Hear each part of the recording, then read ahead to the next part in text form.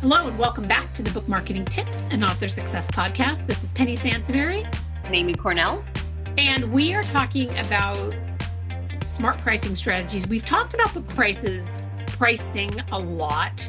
It's mentioned in our shows, but I wanted to do this podcast because I had a conversation with an author that we're actually working with. And she said, I'm thinking about, I want to run a ebook promo for my book and I want to discount my book down to 99 cents.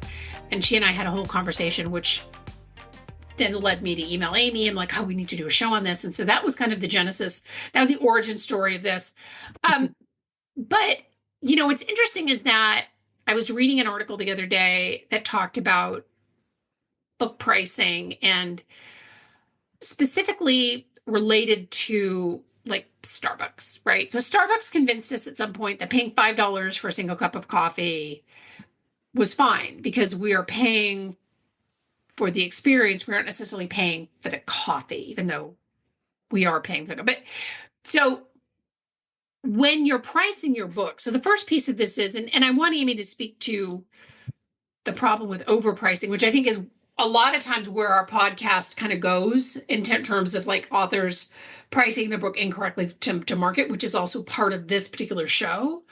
But your book is price your book as an experience. I'm not necessarily suggesting that you price it like Starbucks, a $5 cup of coffee is 5 times higher than what you would pay, for example, at Denny's. I'm not suggesting that, but you really have to ask yourself when you're pricing your book, what experience are you giving your reader that they can't get anywhere else, which I think is part of, so in particular for like nonfiction, right? So if you've written a nonfiction book and you're covering a topic that is relevant, for which there is an audience, and it's so unique, this is something like readers are going to want to pay, like even if it's your first book, you could charge what the industry going rate is because they are paying for this information, right?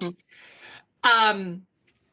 Far too often, Amy and I see books that are priced too high. So this is where the author has kind of taken it to the extreme, that have iffy covers and lackluster book descriptions and things like that. I mean, Amy, do you want to chime in on this? Just because I realize pricing your book, and I'm going to talk about what the 3-step process is in just a second, but pricing your book is always a slippery slope for authors. It is. It's complex. It's more complex than it sounds. When it's okay, pick a book price. Great. This is what Amazon says I can make the most money pricing it as, which I respect that. You know what I mean? Like, right. There's nothing wrong with not wanting to lose money on your book. But I love how you talked about the experience, Penny, and what you're actually offering, because I think that's another element of this too. So take, for example, a personal finance book. Like if you're writing a personal finance book for young adults or people just getting started in their lives, that kind of information is, and we've talked about this before too, it's been a long time, but you have to think about, is most of what I have in here, can somebody also find it on Google? Yes. You know what I mean? If they wanted to put the time in to find all this information on Google, could they find it pretty easily? It might take them longer than just flipping through your book, but so with that, being competitive with your pricing and not overpricing your book is really important. And I realized I was not trying to make an inference using the, finance book by any means with pricing, but it is one of those areas where people take money very seriously. So if you're talking about people's finances, if it's an intro book, you want to price your book accordingly for introductory information. Now, if you're somebody that's been in the finance sector forever and you have developed a plan that helps people save, this percentage more in their retirement account, if they follow your strategies, I mean, that is next level information that they are not just going to find anywhere. And as Penny said, it's very important that your cover and your book description make sure they understand what you're giving them, that this experience is so much different than what else you can find out there. But books like that can be priced much more competitively, much higher, because you are giving them a next level type experience with your book and the kind of information you can provide. Both of those books should not be priced the same on Amazon. End of story. Right. That's absolutely true. And I think that when you look at pricing, pricing, I mean, in my opinion, is a process. So you want to look at, the market genre standard pricing, where you are in your career, and if the book is part of a series, where the book is in a series, right? Mhm. And then, I mean, I think, is your book, is your genre, I wrote in the notes, is your book a good candidate for Kindle Unlimited? But really it's your genre. Is your genre a good candidate for Kindle Unlimited? And are your readers in Kindle Unlimited? Because a book that's in KU has an audience that gobbles up books. Their book limit is 10, and my books are in KU, and I'll explain why in a second, but I'm also like a KU reader. So your limit is 10. And then, if you see another book that you really want and you have to give up a book in order to get the new book, right? Or they have to buy the book, right? So a book that's priced too cheap won't seem worthy to check it out. Like, it's much easier to buy it, right? So adding it to their 10 title, like a book that's priced at 99 cents, isn't something that a Kindle Unlimited reader is going to say, oh, I want to actually give up one of my 10 slots for this 99-cent book. Right. They might just buy that book. However, and this is where the conversation started with this author, 99-cent shoppers will never pay $5 for a book. Full stop. Like, ever. So you want to really be careful who you're attracting with your pricing. So what Amy talked about, right, is overpricing your book and actually repelling your audience, right? But then by the same time, you want to be careful about who you're attracting, which is the same is true for freebie books, and people who want freebies are never going to pay for a book either. And this was a trend that started a bunch of years ago. I mean, I want to say it was maybe 7 or more years ago that this, like, the 99-cent book and the free ebook and Kindle at that time, the Kindle books were, I mean, I know it was only 7 years ago, but they were still somewhat in their infancy. So discounted ebooks seemed like such a really good idea, right? Like, oh my God, 99 cents. The problem is that, again, you will never get somebody who wants to pay 99 cents for a book. You will literally never get them to pay $5 for a book. And God forbid your book is $7, because that'll never happen. People who want freebies just want freebies, right? They are never going to buy your book either. So when you're doing a discounted ebook promotion, don't price your book for free or 99 cents. Like, literally just stop. Price it at, I mean, discount it. And Amy, I don't know if you've seen what books that do better with discounted. But $2.99, like, if your book is $5, take $2 off or something, right? I mean, that's still like a 35% discount on the book. I mean, would you agree? Yeah, I think going too low nowadays makes it seem less appealing, which sounds backwards. I know everybody's listening like, great, so we can't win either way. I know. Which is not what we're trying to say, but there's a lot of psychology in pricing, and that's why it's a complex topic and a conversation for us to have, and why we revisit it, and we like to come at it from different angles, because there is so much buyer psychology to this. And Penny, you and I chatted about this before, that, and this obviously doesn't apply to everybody. So if somebody listening likes to buy 99-cent books, please don't take this personally. But, you also have to think about, are the majority of people that are looking for really, really cheap books, do they tend to dedicate themselves to specific authors, or are they, mostly pulled around based on pricing? Which is not a bad thing. Maybe they're discovering a lot of new authors, but if you're somebody, especially like Penny, you mentioned a series a few times, if you're going to write a series, you really want to pull in the kind of reader that is going to come back and buy the next book. You don't necessarily, it's not going to serve you as well to get a one-off reader that's mostly attracted by a 99-cent price, and that you're never going to get them to come back and purchase book 2 when that comes out, if that makes sense too, you know? Right. So I think that's another consideration too. Like, what is your plan as an author? Are you going to be releasing a lot of standalone books? Then you might get away with slightly, less expensive books. But I think if you're going to have a series, you really want to attract, genre fans that are looking to find an author that they can follow for a while because they love their books. And I think there's some psychology in that too, is that you don't want to price it so low that they don't take you seriously. Well, and that's the other thing though too is that you really want to be careful. You don't. So I'm just gonna full disclosure. I have so many books on my Kindle app that I got at like 99 cents back in the day when that was like everybody was doing. I was like, oh, I'm gonna try this, I'm gonna try that. I've literally never read them. And Oh, yeah, I, same. I hate to say this, like I'm really sorry if that was your book. But that to me, like I, if you spend a little bit of money on a book, you're probably going to read it, right? But if you spend 99 cents on a book and you never read it, who cares? You know what I mean?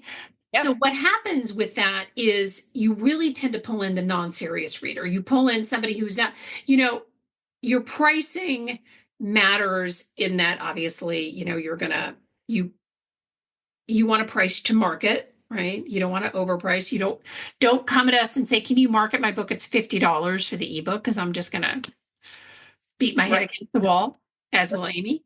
Um, but you want to make sure that you're pulling in the right readers because one of the challenges that I know authors have is that if their books are priced too low, you're not pulling in readers who are going to be dedicated to you and follow you and buy all your stuff and everything because they're only going to buy all your stuff if all your stuff is 99 cents. And that's a problem for profitability, not the least of which is if you're running Amazon ads, there's no ROI in a Mhm. 99-cent book if you're running Amazon ads. Like you know what I mean? Like you have to sell like a gajillion books to build, Right. right? I mean, it's so crazy. Now you and I have talked a lot about tiered pricing. Do you want to talk about this? Because I mean, if an author has older books, like and they don't necessarily have to be in a series, like if you have multiple books, I'm a fan of pricing your older books a little bit lower, right? And then, Oh, yeah. you know what I mean? Absolutely. I think it also, I mean, make sure your older books are still within reason. Again, don't undersell yourself. Yeah. But I think it does make a lot of sense, Penny. I like that idea of like, okay, yes, you can get access to me on a, you know what I mean? Like, try this one out for size. You know what I mean? Like, and I do think that says a lot too about the author, your journey as, especially if you're nonfiction, a thought leader. You know what I mean? Like, and Yeah. especially if you're generating reviews, I think that's an important thing too, that if you also have some positive reviews to back up these books that you continue to release, that also I think you need to, and again, that's why this gets so complex. If each book, if you're managing to get more and more reviews for each book, that is also a level of status that where you can afford to charge a little bit more because you have that social proof that people are appreciating what you're putting out there. Yeah. And I Yeah. think it says the same thing for, and what's interesting with series, and obviously there's for for fiction, it's such an interesting fine line with the tiered pricing with the series, Penny, because it's like, I mean, there's definitely been times where it's like, oh my gosh, I'll read a book and then I'll go and it's like, whoa, like I got this one for, like $5 or something, and then I ended up loving it. And then it's always like, wait, but the second book is $15. I Like, know. I know it. it's like, can you make the second book like ease me into this, please? Maybe by book 3, I'll be like, yes, I'll pay whatever you want. You know what I mean? But so I think there's something else to be said for that too, is that easing somebody into your series, if you're a series author as well, and really get them hooked. Because I think most authors can admit that, after a while, maybe their first book in the series is no longer their strongest work. Yeah. And so I think there's something to be said for that too. Like you really want them to get to that book 3, to that where stuff starts getting really, really good. You know what I mean? So Yeah. don't give them a reason to not stick with you. You know what I mean? So don't do the sticker shock thing where oh, look, you can get my first book for $2.99 or $3.99, but then, yeah, book two jumps to $15. Like, ease them into it a little bit. Yeah, exactly. And I think that's a I think that's a very good point. So you want to be, and you could also experiment with book, with book pricing, right? So you typically, I mean, you will lose readers if your book is priced at $50, full stop, right? Mhm. But you typically won't. Now your jump from $5 to 15, that's where you really, I mean, you have to have people who are so dedicated to you, and that's hard to do when you only have one other book out, right? But typically a book, you can change a book pricing by $1 or $2 without losing your audience, as long as your starting point wasn't excessive in terms of your pricing. So you can experiment a little bit with pricing, but really, put yourself in the shoes of your reader. If not only are you asking for their money, but you're also asking for their time, right? So you're asking for them to commit a few hours to you, maybe more, depending on the length of your book, and you're asking for their money. So, being strategic about your pricing, and staying away from the 99 cent and the free ebooks. Again, I know that has been very, very popular, and I know a lot of authors still like it, but you're going to get a lot of downloads, but you're not going to get people reading the book potentially. I mean, like me, I have all these Yeah. books on my, right? You're not going to get people reading the book, and you're not going to really, it's not a tool. I think it once was a tool, right, to build your readership. It's just not a tool to build your readership. Here's something that's interesting. And I had a conversation this morning on an author, because this author was asking me about trends and how I feel about trends. I said, I really like trends. I love trends. I mean, obviously, this is like, we're looking at trends, like what's doing well in the industry. But I will tell you that the minute that it hits the mainstream, so the minute, like TikTok is a good example of this, right? The minute that Book Talk hit the mainstream is pretty much over. And it's not that to say, because I know Barnes and Noble is like opening up a lot of new stores because of Book Talk and people are reading more. And I think that's wonderful. But at this point, while the trend may still be going on, there is such a flood to that market, like ants to a picnic, that it becomes it's harder to get that kind of viral for your book. And it's just because it's just oversaturated. And the same thing is true with book pricing, right? So book pricing with, the discounted pricing and things like that is very fluid. But the other thing, and I think the final thing that we want to say on book pricing is, you don't have to stick with 99, like $2.99 or $5.99 or whatever. Do something that sparks, because again, as Amy pointed out smartly, it's very much about psychology. So price your book at, $5.97 or $5.95 or something. Doing something a little bit different does get the reader's attention, and potentially in a good way. So that's another thing to do too, is you could play around with, my book doesn't have to end with the 99 cents or whatever. You know what I mean? Have you seen a lot of that, Amy? No, I haven't seen as well. Well, and the thing, oh, wow. Now this just got, we're going down the rabbit hole a little bit. Sorry, but I didn't mean to get too deep on this conversation. No, but I appreciate it, because I will say that, another reason I'm glad we're doing this is because there's still so much mixed information out there. So while shoppers are getting more savvy, there are still a lot of platforms out there that are essentially telling authors, like, promote your 99-cent book here, you know what I mean? And we'll send it all these places and stuff. Like, so authors are getting mixed signals about, like, wait, so if I'm doing a discount, some of these platforms are still telling me that I should just, essentially make it free. And that is so misleading, Yeah. So you still see it a lot, specifically because some of the more point and shoot, kind of promos out there that don't really require any particular targeting or anything like that, Penny, a lot of those are still very much supporting this idea that, dirt cheap books are the way to go, because they still favor them. But I think that also goes to what we say a lot, that, book marketing is really going more towards the quality versus quantity, than it used to be. Like, Yeah. Don't just throw a bunch of stuff out there to say you did it. you're going to serve yourself much better by focusing on things that are targeted and kind of like the psychology behind the pricing. And we've talked about doing your reader profile. Like, what's your reader profile? What really makes sense for them? And you know what I mean? Like, really doing that targeted analysis of what makes sense for who you want to buy your books. Yeah. Versus like you talk about Penny all the time, these big time, like, I want to sell more books. So it's like, well, that is not going to help you figure out how to price your book. You know what I mean? That alone is not a goal that you can work with. Right.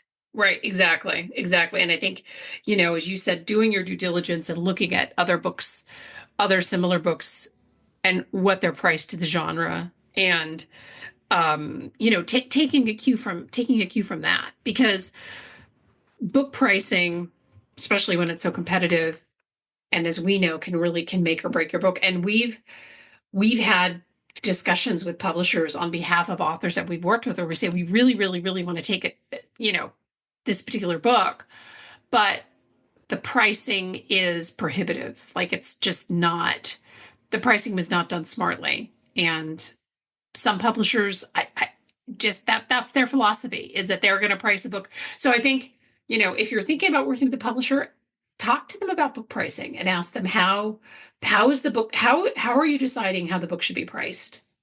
Because it makes a difference, and it can make a difference for, the longevity of the success of your career, as well as obviously building readers. So, all right. Absolutely. I think that's what, go ahead. Sorry. No, I was saying that's absolutely true. Like, be ready to advocate for yourself. And, sometimes publishers, you just never know until you ask. Let me put it that way. So do your own due diligence, figure out what should be best for you. If that's not how your publisher wants to price the book, have a conversation about it, because the reality is plenty of authors never ask, Yeah. They just assume, they're not advocating for themselves. So you might actually be surprised how open, your publisher is to having that discussion with you, Yeah. So don't assume just because they went with something that's set in stone. It's always worth asking, Yeah. And it's worth asking that before you sign a contract, for sure. Yeah. For sure. Yeah, absolutely. Thank you so much for tuning in. Listen, I know we have a lot of fun things going on, and many of you might be new to the show. Welcome. We are so pleased that you're here. We hope that you go back through some of the older shows that we've done. They're still very, very relevant. We've been doing this for 5 years.